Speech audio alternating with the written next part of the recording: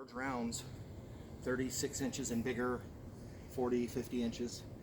Note the position of the limbs that might be in the log because you want to split between those. Also, this is just for guys that don't know how to do this. Maybe they're new at splitting, don't have a lot of information or skill or history in splitting. They don't have the skill set. So you always want to look for the limbs. You want to split between the limbs, but you also want to look on top of the log, the cut, and see if there's a check, basically a crack in the log already. A pre-cracked log is a lot easier to split than something that's not, if it's just straight solid wood. So these pre-cracked larger rounds are nice.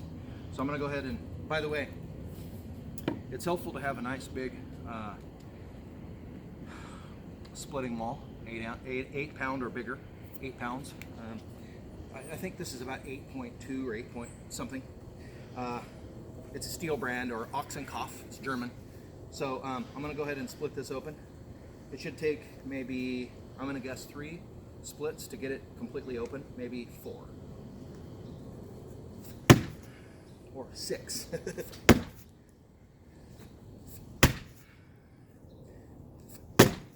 There, it basically broke open right there. So that was what, 3, 4? So once you get the big crack from your splitting, you want to come on one of the edges and just open it up more. There you go, see it broke open? There it is, full of pitch and everything. This is a green piece of Douglas Fir. Douglas Fir is nice, but it's very pitchy. So you can see this limb here, you're going to want to split right here, or maybe right here. A lot of people recommend, if you're splitting rounds, that you split like this direction and you split the outside edge off. That's fine for smaller rounds or for pieces that have already been cut that don't have limbs.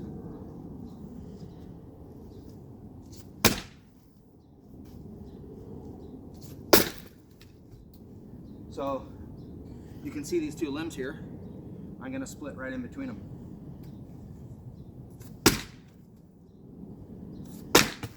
Okay, so also remember, when you're splitting, use both arms and use your back.